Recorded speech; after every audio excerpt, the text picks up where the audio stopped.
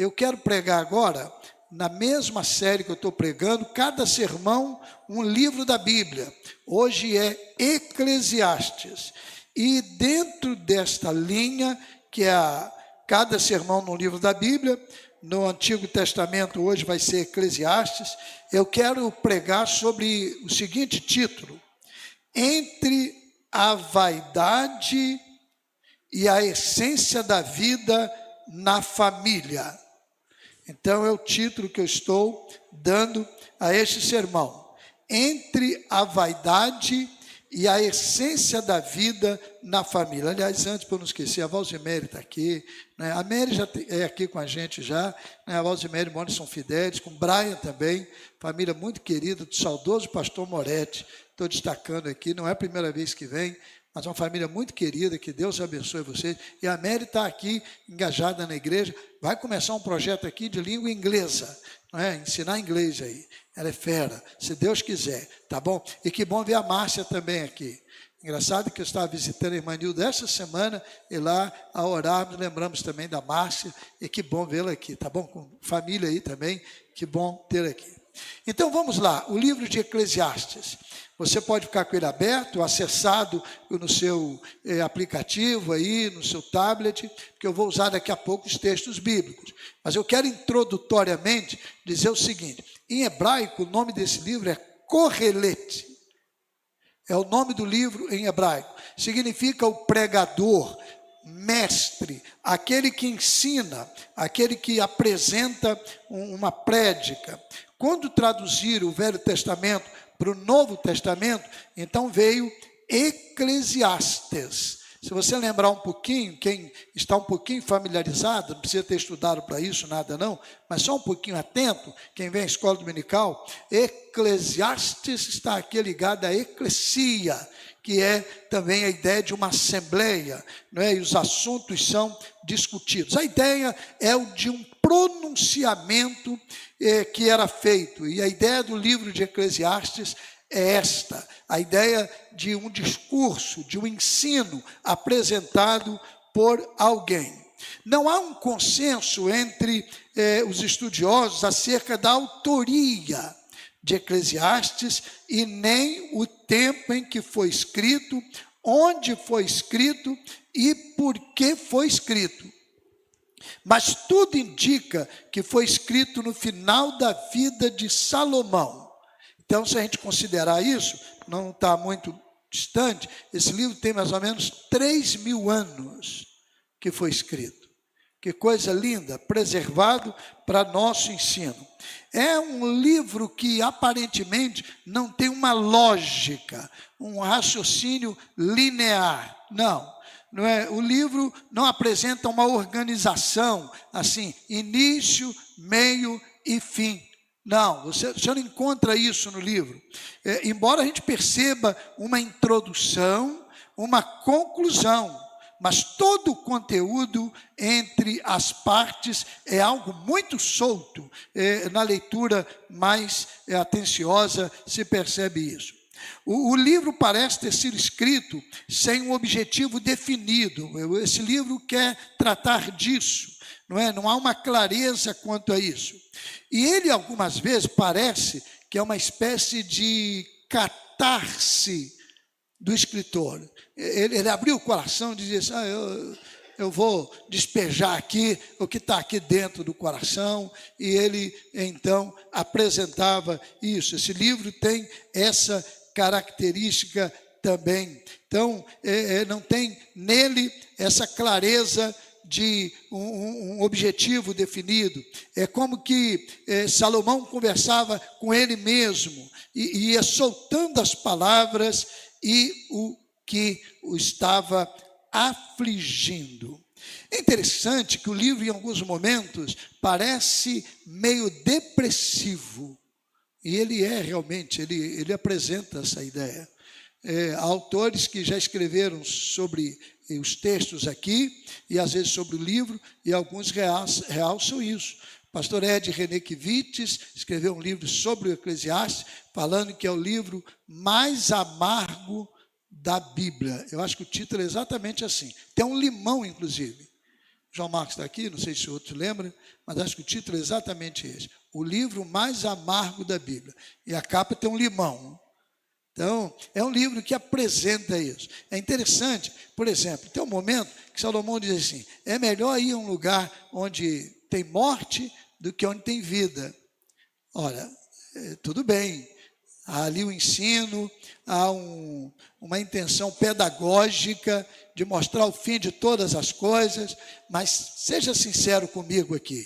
Você prefere ir visitar uma pessoa que recebeu um bebezinho, nasceu, uma criança, ou visitar uma pessoa que alguém está morta lá? Não é verdade? Mas ele apresenta. Aí vem o ensino, né, pedagógico. Por quê? Porque lá vê o fim de todo mundo.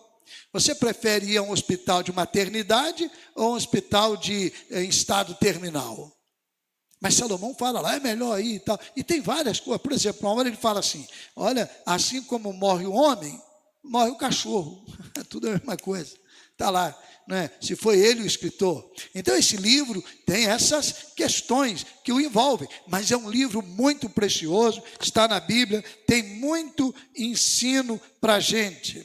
Na verdade, o livro apresenta essa característica, e a tradição judaica, uma tradição judaica, defende que Salomão escreveu 3 livros. Primeiro foi na juventude, e ele estava apaixonado, assim igual alguns adolescentes e jovens, né? Aliás, idosos também ficam apaixonados, mas todo mundo é capaz, né, e admite que na adolescência, no início da juventude, né, Frank? O negócio está pegando fogo, não é verdade? É ou não é? Não é assim? É ou não é? Então diz, Salomão, na juventude, estava apaixonado. Qual livro que ele escreveu? Escreveu Eclesiastes? Não, escreveu o Cântico dos Cânticos. Se Deus quiser, domingo que vem à noite, eu vou pregar sobre ele. Se Deus permitir. Cântico dos Cânticos. Não é? Deveria ser lido até fora assim, perto das crianças, entendeu? Sei que seja uma linguagem bem, não é? É um livro específico. Todo casal, indo para a lua de mel, precisa ler a Bíblia, mas que leia só Cântico dos Cânticos. Entendeu? Vai ser um bom exercício para você indo lá nesse momento. Lá, é um livro com essa característica. Essa tradição diz que Salomão escreveu este livro na juventude, ali no início da juventude. Segunda tradição, quando o rei, tendo que se justificar como homem e conquistar a vida, escreveu o livro de Provérbios e um livro de sabedoria prática. E na velhice escreveu Eclesiastes, quando concluiu que toda a sua tresloucada correria para conquistar, satisfazer seus desejos foi em vão. Há um escritor que diz que Eclesiastes é o livro mais contemporâneo da Bíblia. É um ataque satírico a uma sociedade aquisitiva, hedonista e materialista. Ele expõe a busca louca da satisfação no conhecimento, na riqueza, no prazer, no trabalho, na fama e no sexo.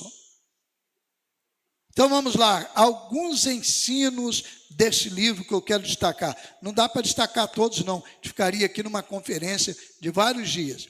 Eu fiz uma conferência recentemente online, no ano passado, dura 3 horas, 1h30 cada conferência sobre este livro. E mesmo assim não deu tempo. 3 horas para o livro todo, foi feito em 2 blocos, e mesmo assim não deu tempo. Mas eu vou extrair alguns ensinos deste livro. O primeiro deles está logo no primeiro capítulo, no verso 2. Assim que o escritor apresenta sobre o livro Palavras do Pregador, no verso 2, ele diz assim: vaidade de vaidades, diz o pregador, vaidade de vaidades, tudo é vaidade. É assim que ele começa o livro. O que ele está dizendo em linhas gerais? Tudo é vaidade, tudo é inútil, tudo é em vão, tudo passa, tudo passa. Esse é uma marca deste livro. Esta é uma marca deste livro. Esse é um ponto que repassa ou perpassa o livro o tempo todo. Tudo é vaidade. Então eu quero que você hoje apreenda este conceito e este ensino. Olha, tudo passa, tudo passa. Nada se repete essencialmente. Um filósofo pré-socrático chamado Heráclito de Éfeso diz o seguinte: o homem não toma banho 2 vezes no mesmo rio. Mas que é isso, pastor? Eu tomo banho todo dia no mesmo rio. Quando eu era garoto, eu tomava banho no rio Muriaé, em Cardoso Moreira. Um rio caudaloso, tempo das cheias, ele causa, às vezes, alguns transtornos lá. Não é? Mas eu tomo banho lá. Mas aí o Heráclito diz o seguinte: você toma um banho. Quando você for tomar outro banho, o rio não é o mesmo, porque aquela água já foi embora. E você não é a mesma pessoa, você já tem alguma experiência acumulada. Em linhas gerais, é isso que ele queria dizer. O que ele está querendo dizer? Tudo vai passar. Coisa boa passa, coisa ruim passa, tudo passa. Mas aqui a ênfase dele é que a gente não deve se apegar a essas questões. Sabe por quê? Porque tudo vai passar. Meu amigo, seu cabelo preto vai ficar branco. Estou vendo aqui vários com cabelos brancos. O meu também. Vai ficar branco. Ah, mas se você pintar, tudo bem, né? Mas não adianta, você está alterando, né? Então, olha, seu vigor vai passar também. Sua energia, sua disposição vai passar também. Tudo vai passar. Sua beleza vai passar. O que é isso, pastor? Não passa. Eu estou dizendo aquela beleza que está dentro do padrão social. Vai passar. Não é? Eu percebo, pelo menos eu imagino, eu tenho uma autoestima elevadíssima. Eu olho no espelho, eu acho que eu tenho 40 anos, 30 anos. Eu me acho bonito. Não é? Hoje, porque o Silmar cuida de mim há 36 anos, então melhorou muito. Então eu me acho, mas às vezes eu fico olhando, caramba, está surgindo essa pintinha aqui, o que é isso? O rosto não é o mesmo, embora eu tenha assim, uma feição boa, não é a mesma coisa. Isso vai passando, isso vai passando. Semana eu estava visitando a irmã Nilda e o irmão Gelson, e eles estão lá, não estão podendo estar no culto aqui, impedidos pela limitação física. Irmão Gelson, inclusive, dizendo, sem depressão, sem tristeza profunda, não, mas ele já dizendo que Deus está demorando a me levar, mais ou menos assim. De repente estão participando do culto agora, mas ele não fala isso por tristeza, ele está experimentando essa fase da limitação. É assim, tudo passa. Não se orgulhe. Não se estribe no seu conhecimento, na sua condição. Não mire pessoas. Não, nós estamos de passagem. Aliás, hoje aqui na manhã, eu preguei um sermão a 5 vozes. E uma das vozes foi o irmão Otávio, está aqui nesse culto, 84 anos, disposto ainda. Mas interessante que ele falou que o passado todo que ele fez, coisas boas, coisas ruins, passou, e ele hoje vive uma experiência nova com o Senhor. Então, vai passando e a gente pode renovar no Senhor as nossas experiências. Então, esse é um ensino para nós. Eu fico, às vezes, abismado. Parece que foi ontem que eu era jovem. Você também pensa assim, não é verdade?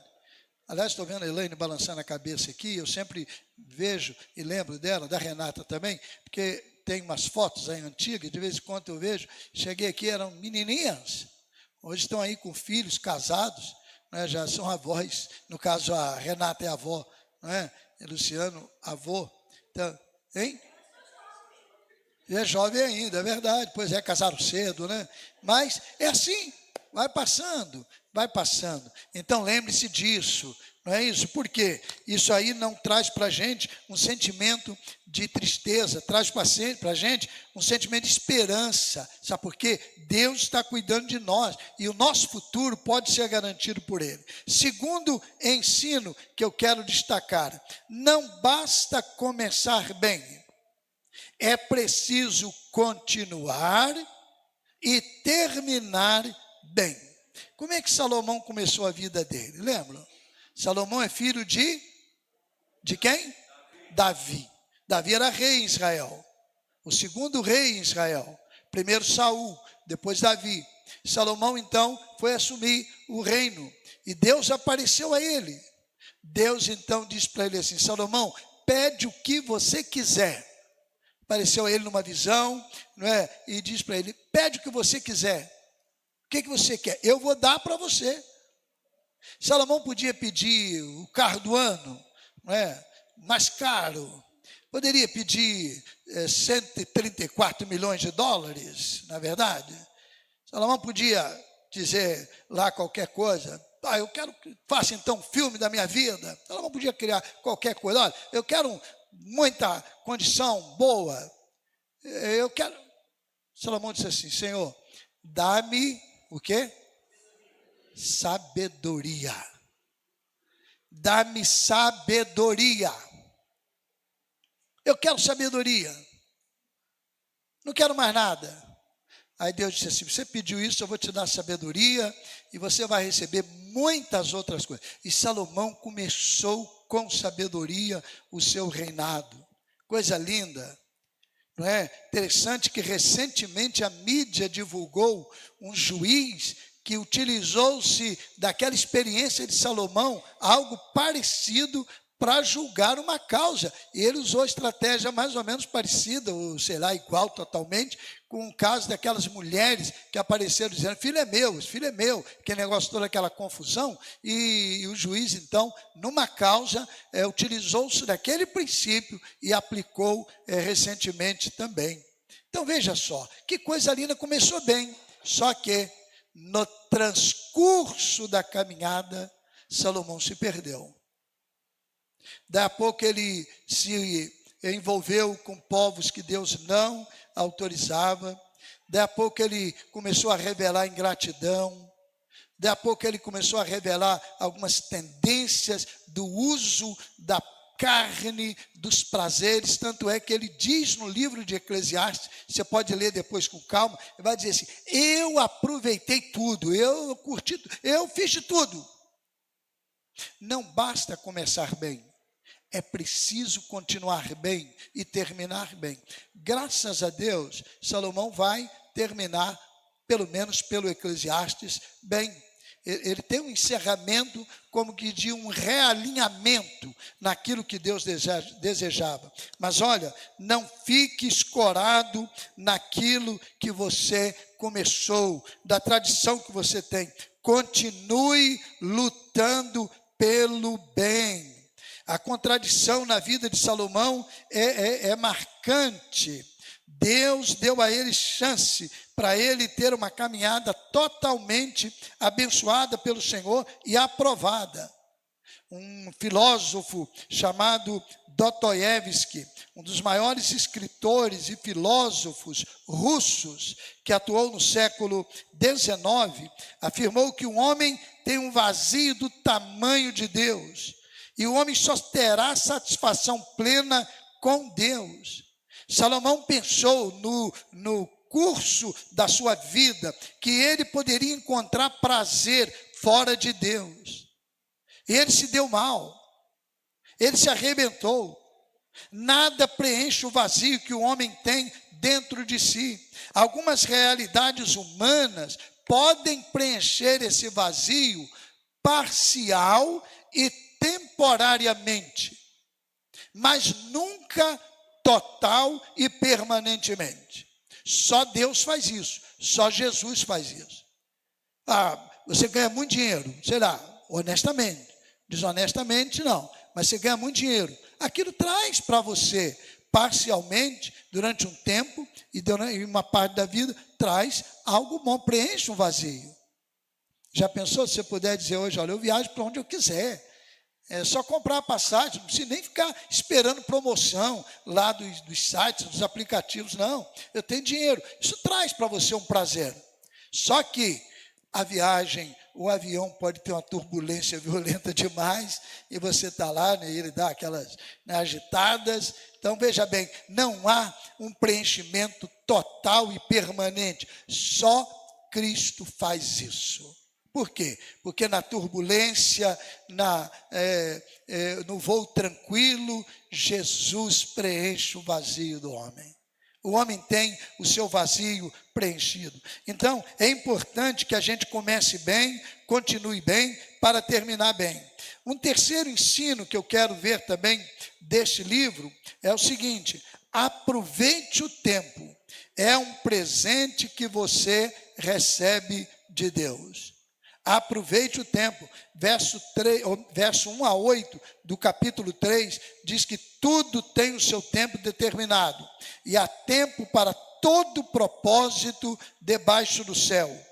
Há tempo de nascer e tempo de morrer, tempo de plantar e tempo de arrancar o que se plantou, tempo de matar e tempo de curar, tempo de debruçar e tempo de construir, derrubar e construir, tempo de chorar e tempo de rir, tempo de prantear e tempo de saltar de alegria, tempo de espalhar pedras e tempo de ajuntar pedras, tempo de abraçar e tempo de deixar de abraçar, tempo de procurar e tempo de perder, tempo de guardar e tempo de jogar fora, tempo de rasgar e tempo de costurar, tempo de ficar calado e tempo de falar, tempo de amar e tempo de odiar, tempo de guerra e tempo de paz. Então, aproveite o tempo. Aqui não está dizendo que é um tempo que você vai provocar. Você não vai provocar guerra, mas você pode experimentar um tempo de guerra. Você não vai provocar ódio, pelo menos não deve, mas você pode experimentar um tempo de ódio. Tanto você mesmo, pela sua limitação, eu mesmo, pela minha limitação, como também outros em relação a mim ou a você. Há tempo para todas as coisas. Aproveite o tempo. Ele é um presente de Deus, e independentemente do tempo que for, viva esse tempo dentro da vontade de Deus. A Bíblia diz assim, não é? Este é o dia, quem completa? Que nos fez o Senhor. Alegremo-nos e regozijemo-nos nele. Salmo 18, 24. Esse é o dia, esse é o tempo. Então, não há tempo ruim para o crente, sabia? Pelo menos não deve haver. Às vezes a gente, pela limitação, diz que o tempo é ruim. Não há tempo. Por quê? Porque a gente crê que Deus fez aquele tempo para nós. Deus às vezes nem causou aquela situação. Aliás, Ele não causa coisa ruim. Mas veio algo ruim, Deus pode me fazer crescer nesse tempo.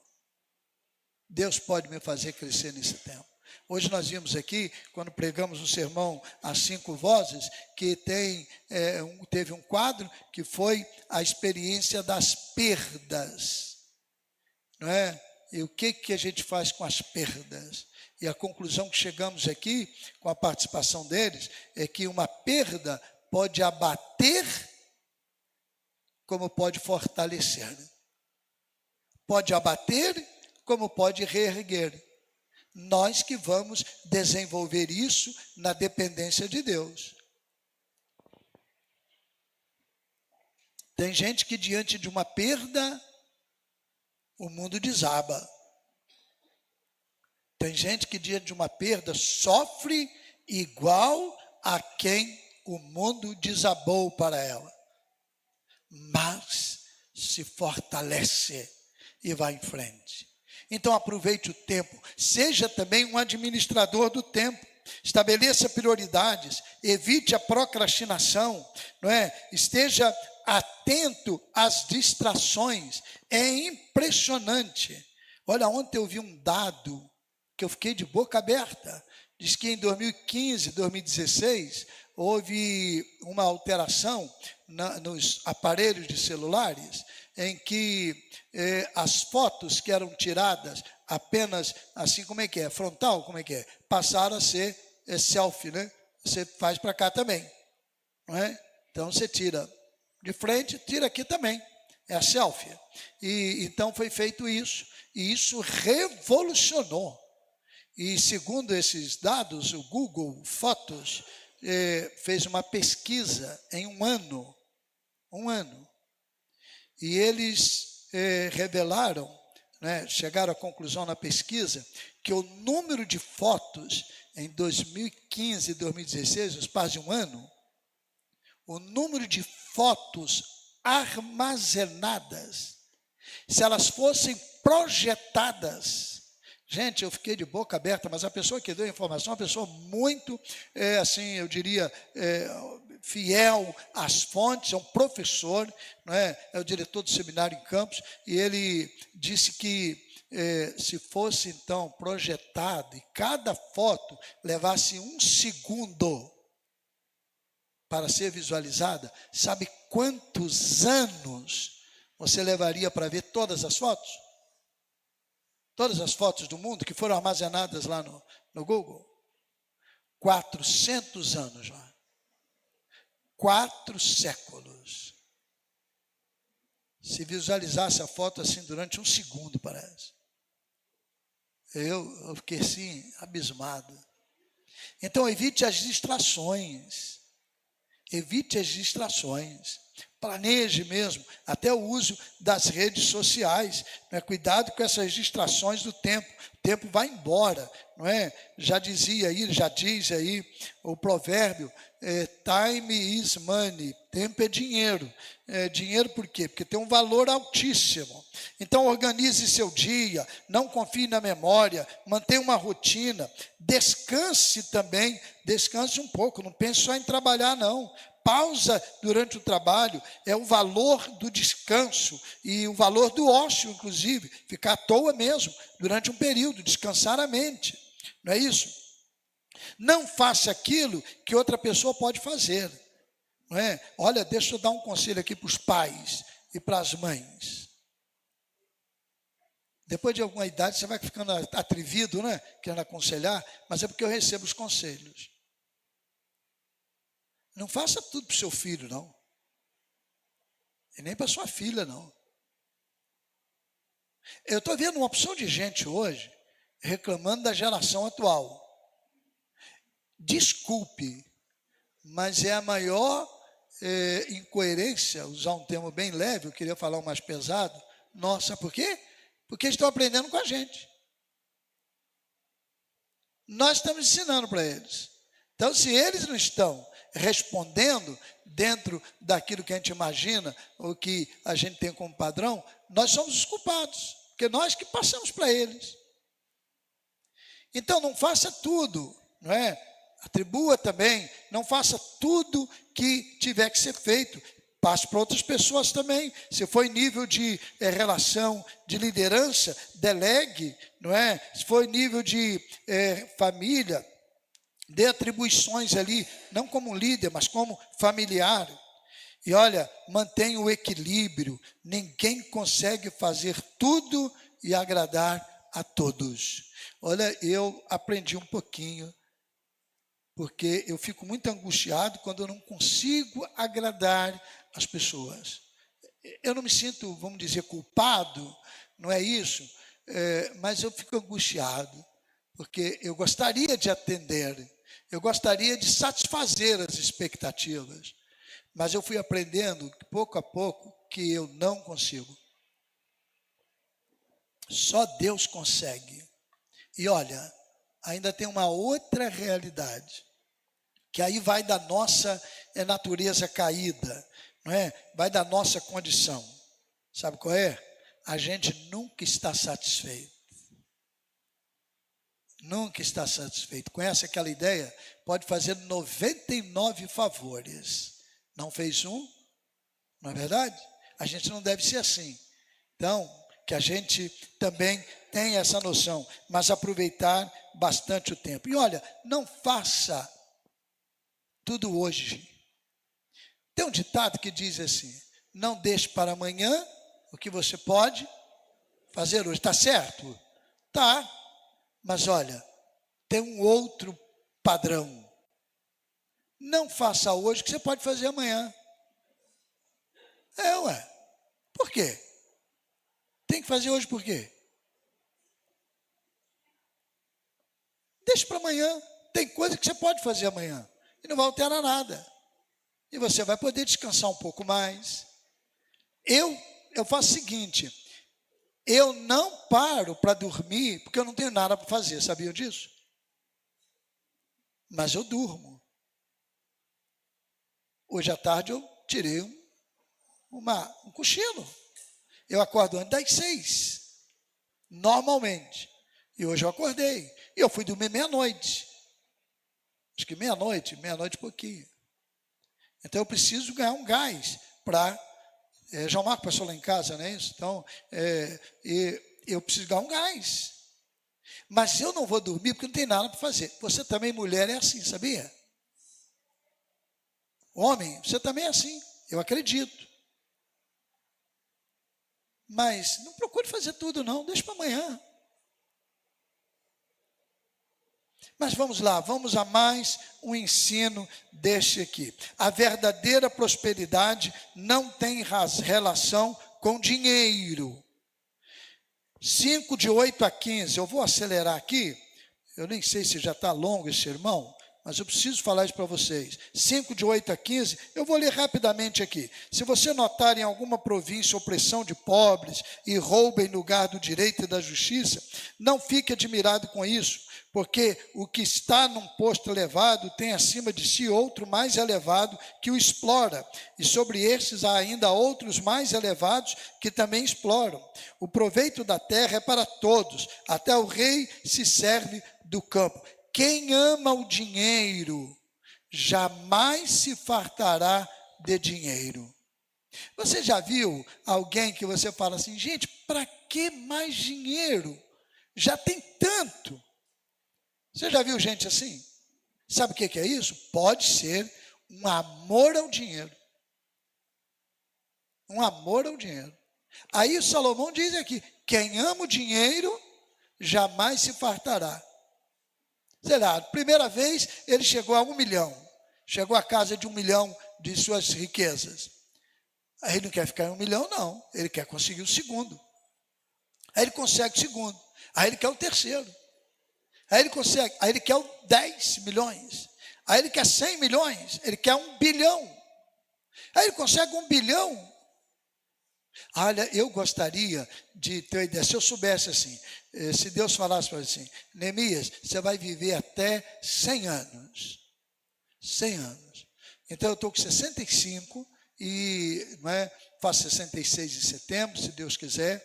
Então eu teria mais 35 anos e alguns meses aí para viver. Se eu soubesse assim: olha, eu tenho guardado para comer, comprar um remedinho, sei lá, fazer alguma coisa, para os 35 anos. Olha, eu ficaria muito feliz. Por que preciso mais do que isso? Então, a verdadeira prosperidade não tem relação com dinheiro. A gente tem muito dinheiro e é infeliz porque ela não se satisfaz. A satisfação não tem a ver com posses. Eu conheço gente pobre e infeliz também, porque a prosperidade não tem a ver com posses. Então, nem para quem não tem e nem para quem tem muito. Então, coloque isso na sua cabeça: a verdadeira prosperidade é um bem que está dentro do nosso coração, na nossa vida, na nossa existência, na consciência de que nós estamos cumprindo o papel. Leia depois de 8 a 15 com mais detalhes e você vai ver.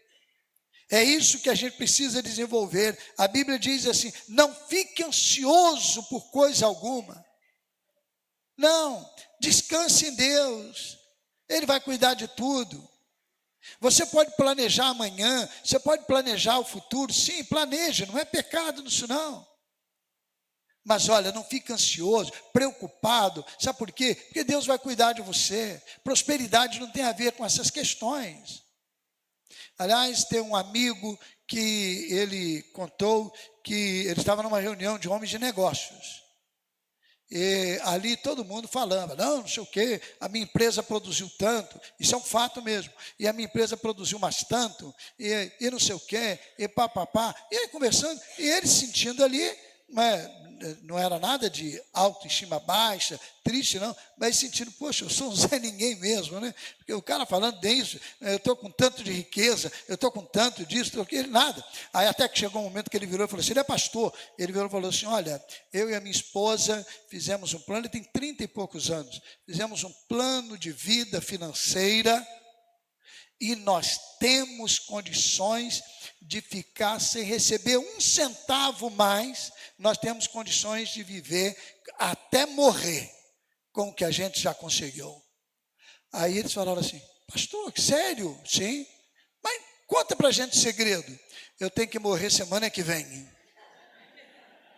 Eu tenho que morrer semana que vem. Olha só aquilo. Foi um humor ali. Então, meu irmão, você não deve desperdiçar, não deve jogar fora. Mas olha, provavelmente, por muito pouco que você tenha, o dia que você morrer, vai ficar para os outros. Vai ficar para os outros. Então, se você hoje se mata, não é? Se arrebenta, esquece das coisas boas, esquece que a verdadeira prosperidade é muito mais do que ter, do que posse, de conquistar. Se você esquece disso, está vivendo, aí que você vai deixar mesmo. E outra coisa, hein? Quem vai receber, se for muito então, é que vai, como dizia lá no interior, na roça, no meu tempo, vai deitar o cabelo. Eu nem sei por que é deitar o cabelo. Os carecas estavam excluídos disso. Mas vai deitar o cabelo. Vai receber de mão beijada. E alguns nem sabem administrar. Aqui em Cabo Frio eu conheço vários casos assim. Não souberam administrar a riqueza dos pais. E segundo alguns conceitos, uma geração constrói, a segunda geração utiliza, né, usa, e a terceira destrói. Às vezes não chega nem a terceira. Então a verdadeira prosperidade é muito mais do que posses. E eu vou encerrar então a penúltima. Semeie a partir da colheita e não retenha egoisticamente. Olha, Salomão até o capítulo 10 é um livro deprimente. Até o capítulo 10 é tristeza. No 11 ele começa a acordar. E aí ele fala assim, lança o teu pão sobre as águas. Porque depois de muitos dias, vocês vezes vão achar. Leia lá depois. É assim que ele começa o capítulo 11. A ideia de lançar o pão sobre as águas é a ideia de semeadura. Não é? A ideia de você distribuir. É de você lançar. O pão, a ideia de trigo, vinha daquelas possíveis viagens dos navios carregando trigo, que ainda é uma grande fonte de comércio. Então, carregando trigo, e trigos caíam no oceano, nos mares, e aquele trigo alimentava peixes, e depois as pessoas iam também pescar o peixe, que foram alimentados. Então, mais ou menos, é uma das possibilidades da ideia que tem aqui, é de que ele fala assim, lança o teu pão, quer dizer, distribua, seja generoso, não é? Abençoa vidas, distribua algo. Você lançando sobre as águas, depois de muito tempo, você vai receber. A história desta igreja tem um caso interessante, não é? Teve um médico que foi membro desta igreja, doutor Adiel. Ele era um menininho, morava lá em Aperibeira, naquele canto lá. E lá, uma família toda pobre, vários irmãos. A irmã Anzi ainda é membro aqui, elas estão agora lá no Paraná, visitando o Otto, que fez 90 anos ontem, o Otto Ávila do Amaral. Então, é ontem ou hoje, a irmã Adinha também, e eles eram pobres e tinham lá vários filhos. E naquele tempo era muito difícil, não tinha as vacinas, não é? E as que tinham também eram mais para as cidades grandes, então no interior, e era comum, né? Quem teve pereba aqui, né? Nem sabe o que é isso, a juventude, né? Todo mundo teve, né? O pé ficava cheio de machucadinho, não é verdade? Hoje ninguém tem mais isso. Então, graças a Deus, e aí aquelas crianças machucadas. Aí teve uma pessoa que começou um lar, na casa dela mesmo, um lar de cuidados na casa. Foi o pastor Antônio Soares Ferreira, pai do pastor Ebenezer Soares Ferreira, avô do pastor João Marcos Ferreira, que é o diretor de missões mundiais.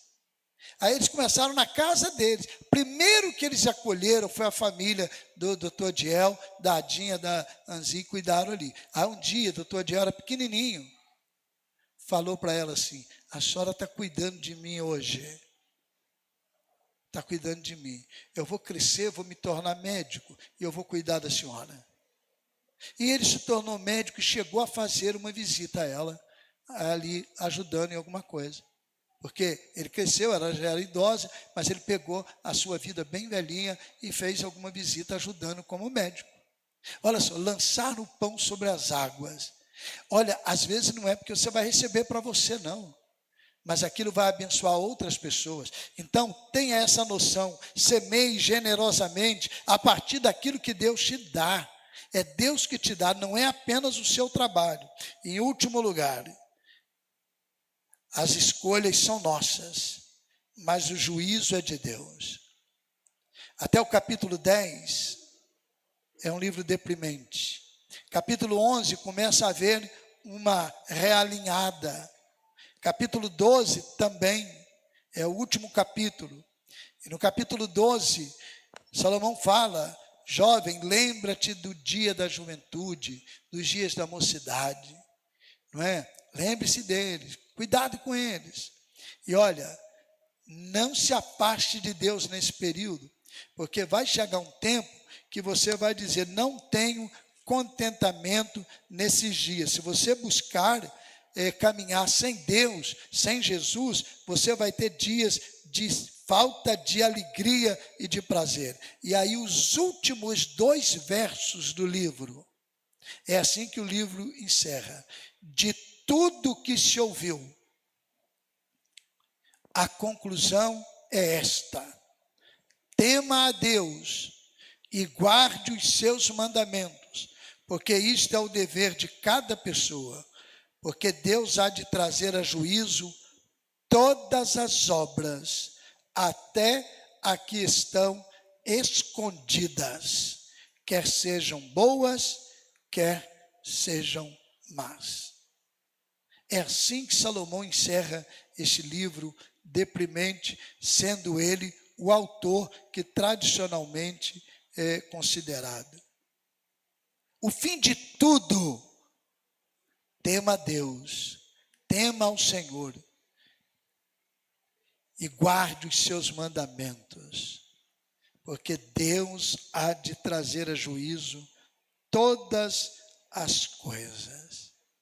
É interessante que até o capítulo 10, o livro apresenta dezenas, provavelmente 33 ou 34 perguntas. Perguntas inquietantes, perguntas cheias de dor, de dúvida, de sofrimento.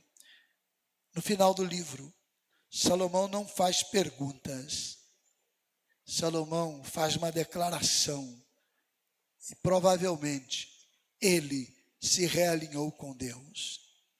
O fim de tudo é temer a Deus e guardar os mandamentos dele. Nós vamos dar contas de todas as coisas. Ele trará a juízo. Curve sua cabeça, fale com Deus e diga para ele: Senhor, eu quero que a minha vida, com erros e acertos, lutas e aflições, problemas e dificuldades, mas eu quero que minha vida glorifique o teu nome. Honre o nome de Jesus. Eu não sei quanto tempo eu vou ficar aqui, Senhor. Fale para Deus isso. Mas eu quero que o tempo que eu ficar, a minha vida seja pautada segundo a tua vontade, segundo o teu querer.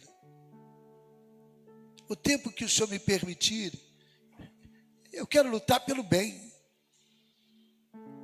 Eu não quero me perder nas distrações. Eu não quero me perder, de repente, em decisões erradas, equivocadas. Me ajuda, Senhor. E Deus vai fazer isso com você. Fique em pé, vamos cantar.